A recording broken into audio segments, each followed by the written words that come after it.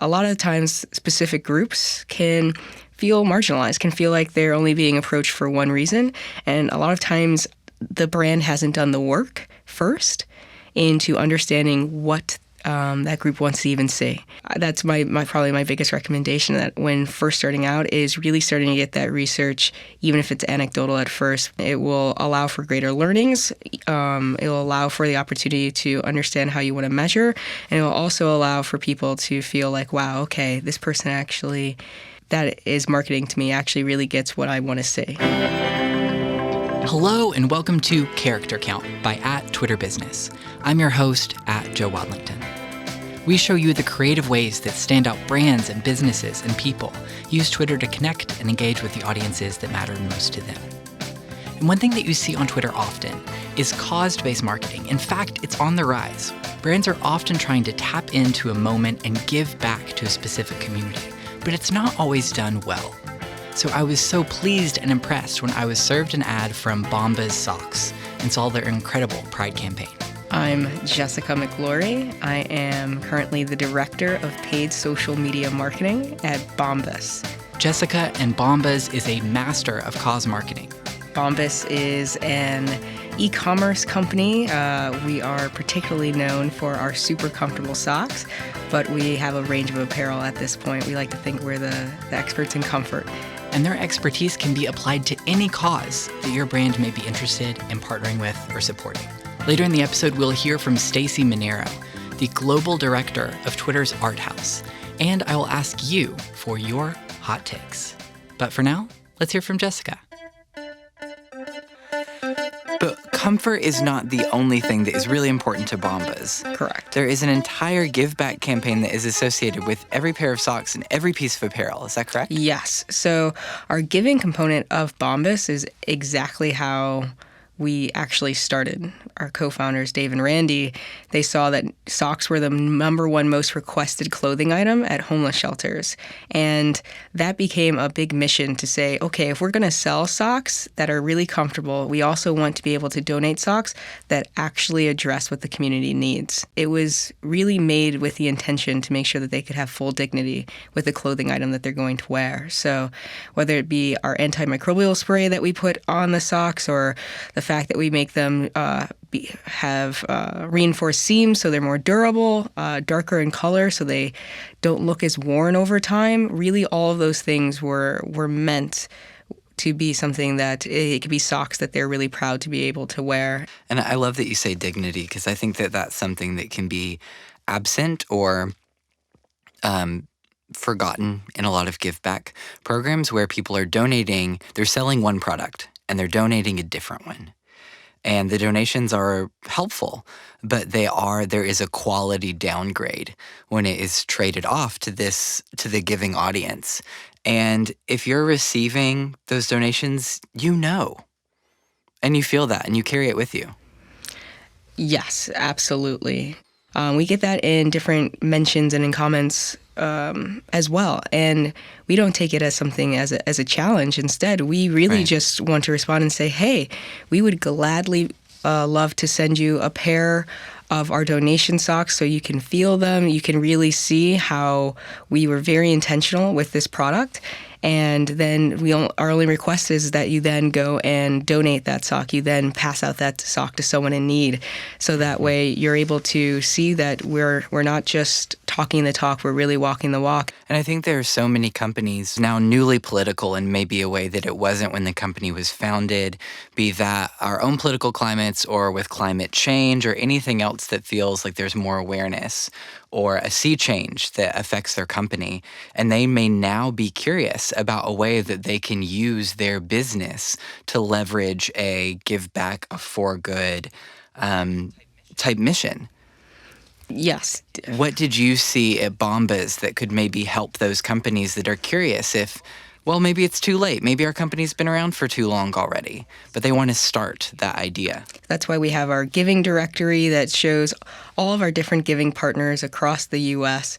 That people can really see, hey, like this is my hometown and this is what's being impacted. So by having that sort of transparency, it's not only for our amazing customers or our amazing potential customers, it's also for those at different companies who are looking to make an impact and try to see a bit of a blueprint as to what they could be doing to bolster and help support within their community, either that being with their time, their product, with revenue, whatever it may be, but really figuring out a way that they can make that impact. I think that a lot of companies will find that there's great opportunity and it's not too late. It's really never too late to make an impact. And you said hometown.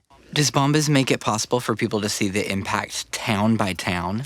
So, yes. I mean, if you're putting in to the giving directory your zip code, you'll be able to see different nonprofits that we have as giving partners or different organizations that we have as giving partners. And there's always the opportunity for anyone to nominate any organization that they would love to see receiving socks. So I think that really there's just a great opportunity for that sort of hometown feel. So you run Bombas Twitter. Yes. In terms of the giving of the company and the retail side of the company and how they're connected. So in terms of your mentions, what is the breakdown for things people are saying about the product and things people are saying about the mission? I would say that in terms of the split, it could be anywhere. It depends on the ad campaign. It could be anywhere from 30-70 towards mission. But when you have a mission-based ad, that usually ends up taking about 80% of the different mentions that would come through. Okay, so you feel that they're appropriately responding to the initial message. Yes. And it sounds, too, that people who are buying Bombas products know about the mission. You have a very nice penetration in terms of that coming across. So where do people find out about the mission? Is it on the product page? Is it in the packaging? How have you created such a good coverage? As a company, I believe, and as a brand, we try to make sure that since that's the forefront of everything that we do, that we make sure that that's throughout our different messaging, that it is continuously available on our website.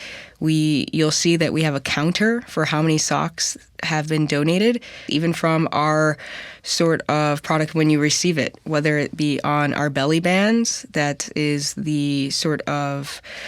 That's the, kind of like the packaging around the sock when it's around the middle? Yep, around the middle of the sock. That's called a belly band? Yeah, that's called a belly band. Yep.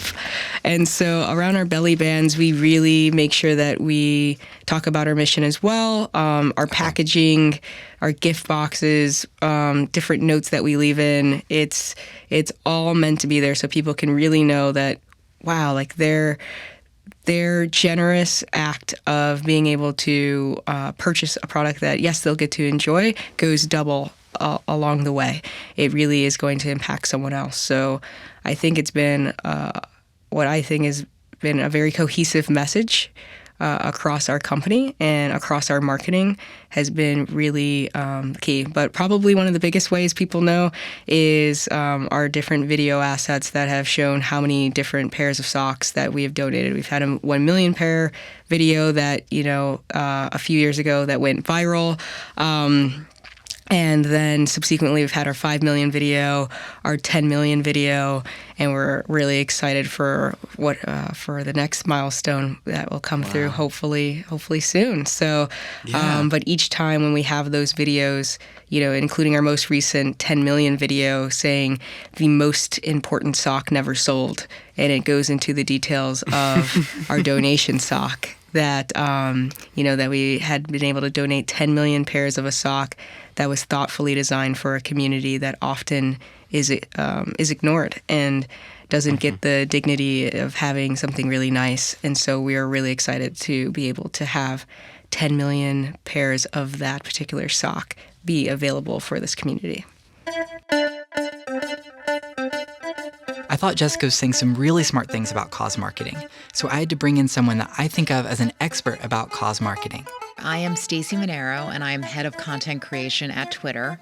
And our team is focused on helping brands design content that moves people to feel something or do something. Now, my interview with Stacey was recorded in June, and since then, she's become the global head of Twitter's Art House. Congratulations, Stacey. While her title and role may have become bigger since our interview, her advice on cause marketing and brand authenticity is just the right size. Twitter is an incredibly emotive platform, especially when you look at everything happening around brand purpose. And so purpose was the ANA's marketing term of the year in 2018, and we're seeing more brands launch their purpose-driven movements on the platform. And that is very emotional work. So because Twitter is a platform of purpose, and we see a lot of those movements take off on the platform, a lot of the work reflects that emotion. And that feels so new as well. I don't think companies wouldn't have been that bold just a few years ago. No, totally. You know, we've seen people do cause marketing for decades, but now we're seeing people wade into political waters and take a stronger stance. We don't advise every brand to do this because it's a risky proposition.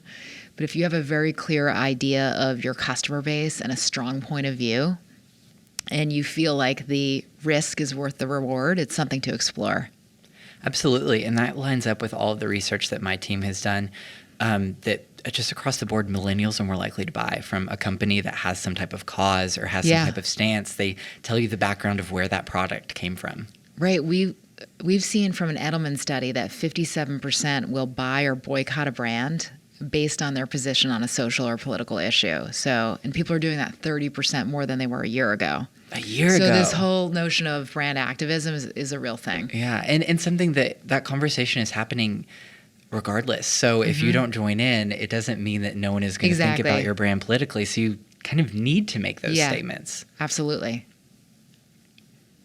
What is your number one Twitter tip? Don't try too hard. Try to be authentic. What is a type of language on Twitter that brands should avoid? So I think brands want to tap into culture, and sometimes they will use language or slang that comes from a community or a culture, and that leads to an appropriation that just doesn't land. So things like ochre or cis, it just feels off and inauthentic. Yeah, and I really appreciate it when brands are willing to do the research to figure out where a phrase actually came from. Yeah. Because it's funny, even with, there's so much commerce of language on Twitter. Yeah, and even totally. with memes, there'll be a screenshot from a show and no one even knows what show it is. And so I think it's always worth the Google. And I've been surprised, too, how vague I can say, where did the meme of this person dancing come from? And Google will actually complete it, and I can find immediately That's what amazing. I'm talking about. I think the origin of a phrase is interesting. I hadn't even thought that far ahead. Just more about like brands trying too hard to sound relevant can be a miss oftentimes and not land with an audience. Absolutely. What is an underutilized Twitter tactic? So it's interesting. I just spoke at a conference that had a combination of bigger brands and agencies, but a lot of small businesses. And one of my words of advice or lines that I delivered to the audience was it costs $0 to ask a question.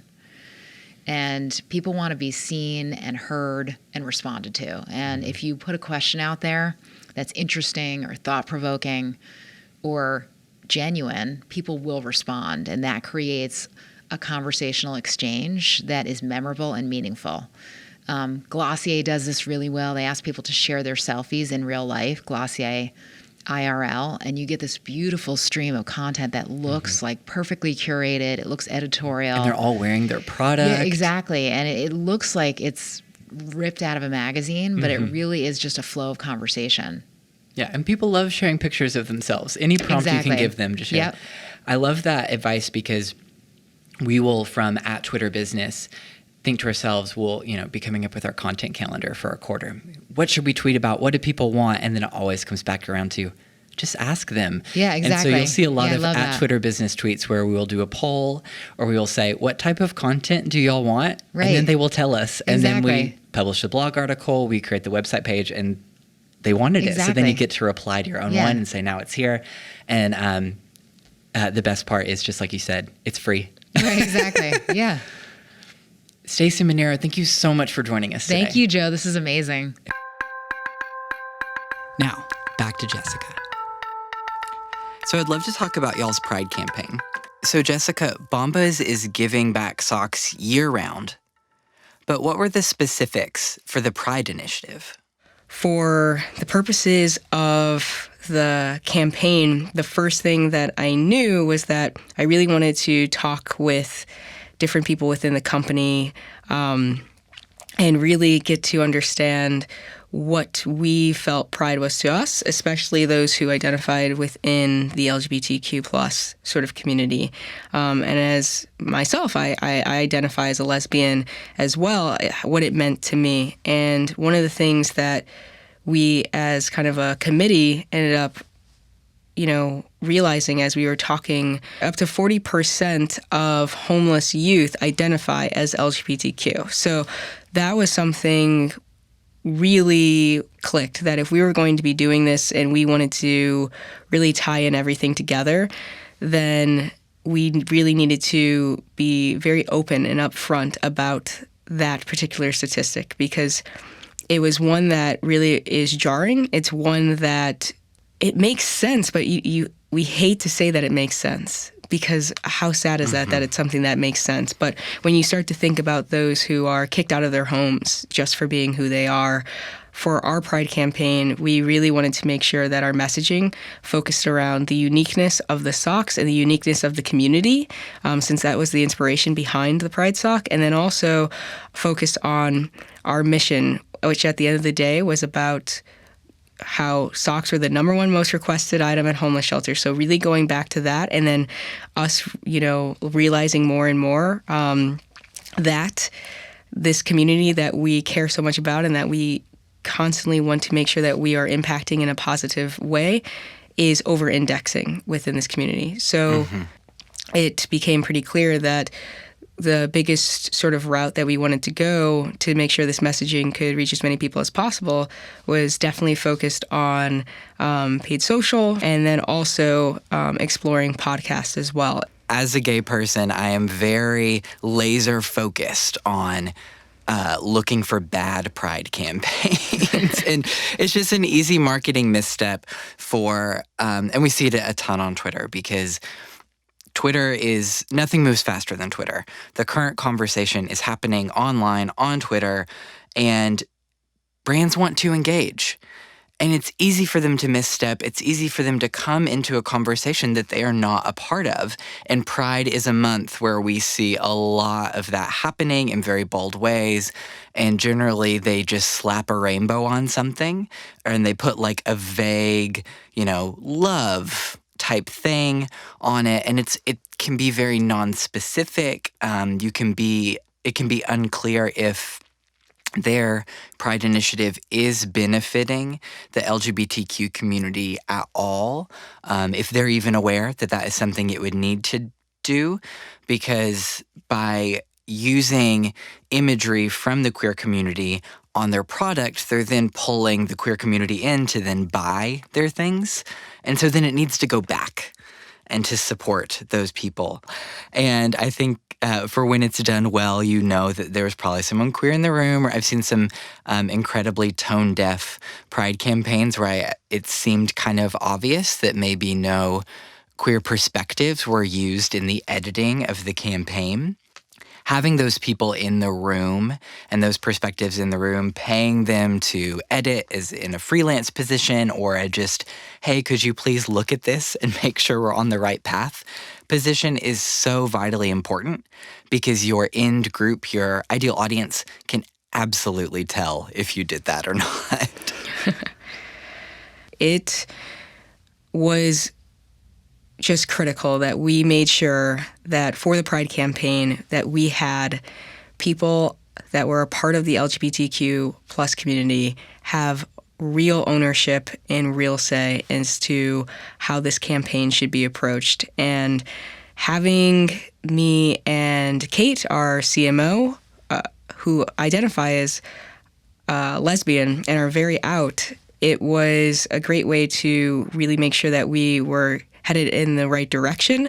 But I pulled in people across the spectrum and made it incredibly, incredibly clear that we had to make sure that we were at every step that we could utilizing people who came from the LGBTQ plus community as often as we possibly could. So when building out the core Pride team, we had, I think it was over. So you had a team working on this specifically? Yes. So we had a team within our team. So we had folks from the analytics team, from our people team, legal to customer happiness. There's a lot of different components that sometimes people don't even take into consideration. I knew that from our customer happiness team that we have a person who is brilliant who oversees all of our social sort of responses. but I also wanted to make sure that there was a perspective from someone who was within the community and was on the customer happiness team who could say, hey, this is how maybe we want to approach this person who might be tweeting out this particular instance. Because even though the majority of comments that we received were positive, there were, of course, different comments that were perhaps a bit more negative in nature. And to have a person who is a part of the community really be able to share their point of view as to how we should respond, or if we should respond at all, was incredible to be able to have that as a strategy even going into the campaign. So everyone felt really prepared and equipped for the good and the bad. So it was... And to be able to intune that negativity before. Yes. And I think that's always something we see with doing a campaign that is directed towards a specific group, is having someone who has that perspective in the room who can say, oh, no. If you say this, this is going to happen. And it's often down to just tweaking a few words or sentence structure or like things that feel like lateral movements that everyone would love to have different. The end result may not look different to anyone outside of the community, but having that perspective inside, I feel like can do a lot of pre-damage control. Exactly. And it also helped us with understanding what sort of questions we wanted to be asking when trying to measure this campaign, because we knew it wasn't going to be strictly return on ad spend. That wasn't really the point. The point was really getting the message out, making sure people knew about it and that it could resonate with them and that it'd make them feel prompted to do an action. I really like the way that Bombas approaches cause marketing, but I've noticed that everyone has a different opinion on what is enough to come from a business. So for this episode's topic, I want your hot takes on what is the acceptable cutoff for a company to actually give back. 10%? Do they have to give back 30%, 50% of the proceeds to be partnering with an organization or a cause? Do they have to volunteer in person? Do they have to give away some of their product? We want to know what you think. This topic is already posted with @TwitterBusiness. Please tweet us your replies, your hot takes, and we'll engage right back. Now, back to Jessica. Before you launched the campaign, what metrics were you going to use to determine if it was successful or not? So basically how many people were going to see it, but then how many people were actually going to click, because when they clicked, they could then go to our website where they could learn more about this initiative and then also learn more about the Ally Coalition. So that was a part of the landing page sort of experience. There was product, of course, but there was more information on the campaign and on the Ally Coalition. So we were really looking at those two as our sort of biggest metrics to understand the success of the campaign. We also took into account sort of engagements and, how many people were talking about the mission, really actually having it resonate, how many people were going to see it, and how many people actually were going to interact with the campaign. Yeah, we think of that as sentiment analysis, and we'll often measure it with before a campaign, after a campaign, during, and seeing the conversation and how positive or neutral or negative it is in terms of the replies or the engagement with the original content. Absolutely. The one thing that we wanted to caveat when it came to the sentiment analysis is that we didn't want negative sentiment to be something as viewed as a bad thing. At Bombas, we really believe that if there were those who felt that negatively towards the LGBTQ plus community, that was not something for us to really be concerned about, because we believe in this community, we support this community, and so if there were those who do not, then that was not something that we were going to see as negative performance indicator. So we were definitely looking at, from a sentiment analysis standpoint, as to if it was negative, why was it negative? Was it based off of that? Or was it negative because perhaps, they were upset that we sold out fairly quickly? Or, was it negative in the sense that they, wish that we had used different language in a way that, makes sense? Like if there was an opinion on if we could have been even more inclusive, things of that nature, then that's something that we which took. Would be opinions you would be interested in Exactly. and would like to possibly use going forward. That's very savvy to be able to, before the fact, isolate out, okay, what type of negativity actually has nothing to do with us whatsoever. Because if there, I'm sure there's just anti-sock Twitter out there, and there's the barefoot contingent. Yes. And you don't want them to come in and be like, oh, our campaign is bad. It's be like, no, these people are barefoot all the time. It's okay. Exactly. They can live their lives. They can add us, and we will survive. Exactly. What were the results of the campaign? Our results of our campaign were very strong. We were really excited to be able to see incredible engagement across our different ads that we put forth on Twitter. We saw strong click-through rates, really stronger than what we've seen across any of our other campaigns, which meant, at least to us, that our targeting that we decided to do really resonated with the messaging.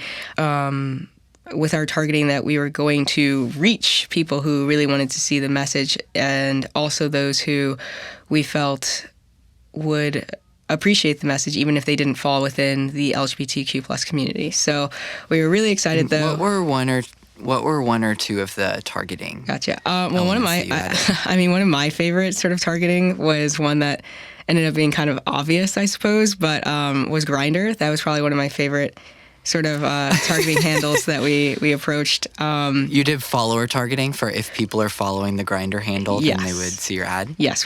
But then also in terms of targeting that I thought was really interesting, that we ended up approaching what some would call competitor, but they're not actually competitors in the sense of, oh, those other brands who are selling socks. We were actually thinking of it more as brands that we felt were like-minded. Because there's a lot of amazing brands, and we're good friends with a lot of the other brands that are doing incredible work, like Tom's. Yeah, they go together like shoes and socks. There it is, exactly. That's your new copy. Thank you. You can send us the bill. What does a company need to have together before they start a campaign that is focused on a specific group? Ideally, when companies want to approach a specific group, they'll have the research, but not typical research in the sense of, oh, okay, well, we know that this group spends this much money, and so we want to go after them. Really thoughtful research, really actually try to talk to different people who fall within the group. Try to understand what is their day-to-day like, what gets them excited, what gets them sad, what do they really truly feel? How would you recommend, what is the best way to do that research? One of my favorite ways is kind of anecdotal. I really enjoy reading the different sort of comments across social channels. I think it's one of the fastest ways to get some of the feedback from different potential customers that are really telling you, and you can sometimes be able to see different groups that they might fall into based off of some of their feedback, or, some of the different demographics they might rely within. But surveys are also another great way to be able to get feedback. There are a lot of different tools nowadays where you can get scalable sort of feedback within surveys that are statistically significant. And you can think about questions to ask in a way that's very thoughtful. And, not everyone's going to self-identify, but you can always give them the option. So that way you can feel and ensure that you're more specific in the sort of messaging that you're putting together. What were the tactics behind launching your Pride campaign on Twitter? When launching our Pride campaign on Twitter, the big focus was, how can we utilize the platform that is known for being on the pulse sort of moments? When it came down to saying, oh, well, we have this stat that we know is critical to our campaign and to our mission, Twitter became the natural place to go.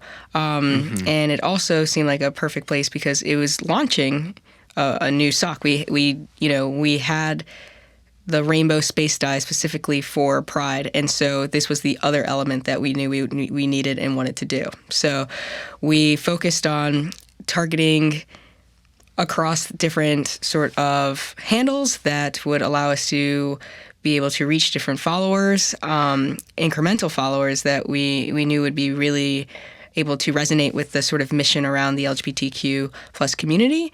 And we also were then able to use different formats, like utilizing a static sort of imagery that could show, Bombas and Pride and our different sort of product, as well as eventually we ended up doing a slideshow to show a different, kind of range of products, and really just able to do a lot of different sort of imagery and content and GIFs that could resonate differently with the audiences as we move forward throughout the campaign. But for the launch, it definitely was focused on how do we get this message out to as many people as possible, as efficiently as possible. And we knew that Twitter was a great place to have people interact in the same environment where they're understanding and processing different information on different issues that are key to them.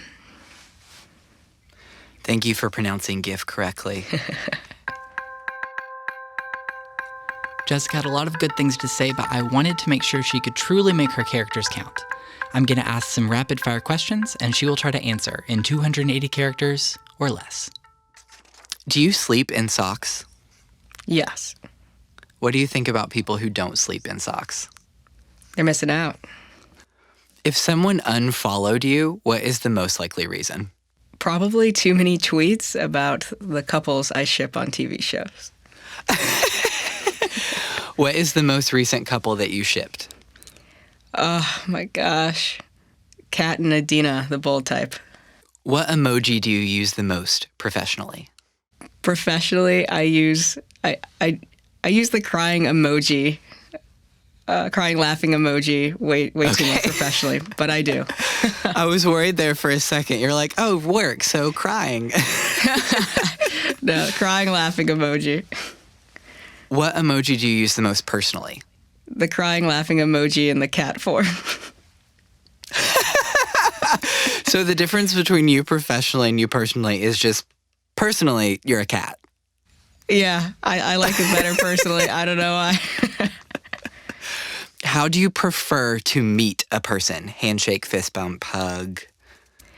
Whatever makes the most comfortable. But for me, I like a good fist bump.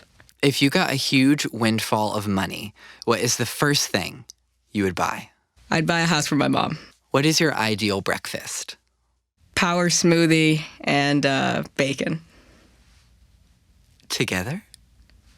No, not blended together. That's a little too much power. But too powerful. Yeah, a little too much. On the side, bacon. Yeah. What is a tweet that you think about all the time? I always think about the Burger King tweet when Kanye said that he goes to McDonald's all the time, and the tweet said, explains a lot. All the time. What background music do you listen to while you work? A lot of Cardi B. How early in the morning can you start listening to Cardi B? From the moment I wake up, there's no wrong time for Cardi B for me, to be honest. Before the power smoothie is even blended, Cardi is already playing. How do you think I get the power to get the power smoothie? That's the secret ingredient. Is Bodak Yellow has to be playing for the... Absolutely. What is the best time of day for Bombas to tweet? Late afternoon. What is your biggest Twitter tip? Look at the new trending hashtags. So the ones that aren't necessarily at the very top, the ones that are, that says like the upcoming, like the new ones that just entered in the top 10, and look there first. See what people are saying when it's still only at a few thousand tweets. Because a lot of times that's where you can figure out if your copywriter or someone can put together messaging really quick, and that resonates and is fun, and it can really take off. What is your favorite life tip? My favorite life tip is to treat every person that you interact with as if they one day could be your best friend. That way, no matter what, you have empathy if they're not being their best self. You have the laughter ready to go in case they are, and you have the joy, so that way you're at least having a great interaction. Jessica McGlory, thank you so much for joining us today. It was an incredible talk, and I know everyone learned a lot. Thank you for having me. It was a great time. You can find us at business.twitter.com/character count.